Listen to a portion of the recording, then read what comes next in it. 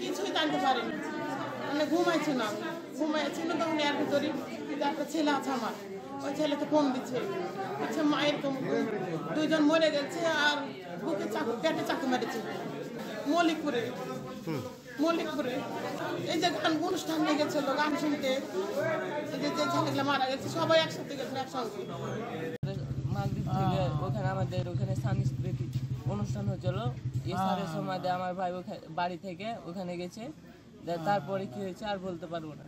পরে শুনলাম যে ওখানকার ছেলেপিলা 4-5টা ছেলেপিলাকে, আমাদের ওখানকার 4-5টা ছেলেপিলাকে সব চাকু মেরেছে। বাহির মল্লিকপুরে খুলশির ছেলেপিলাকে মেরেছে।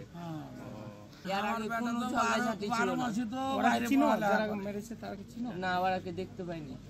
বছর শেষের খুশি নগদে হবে বেশি। নগদ পেমেন্টে নির্দিষ্ট ক্যাটাগরির কেনাকাটায় 300 টাকা পর্যন্ত ক্যাশব্যাক।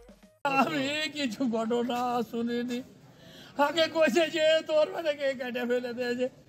আমি দৌড়িয়া বাড়ি থেকে আসা দেখছি যে বেটাকে মাগরিতে উঠাইছে। আচ্ছা, আর বেটার একটা জবান পাইনি।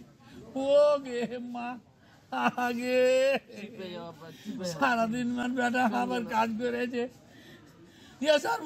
আর বেটা কাম করলে কে আইলো কে টাকা পাইলে আমি কিছু জানি না মা, আমি কইতে পারবো না। ছেলে আমার কোনো গন্ডগোল করে না কোনোদিন।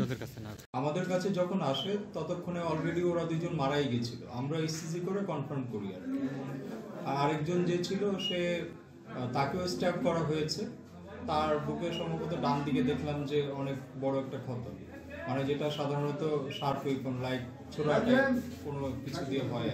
ওদের শরীরেও একই ধরনের আঘাত, ছোড়া দিয়েই আঘাত করলে শরীরের ভেতর ঢুকে গেলে যে টাইপের ক্ষত হয় সেটাই হয়েছিল।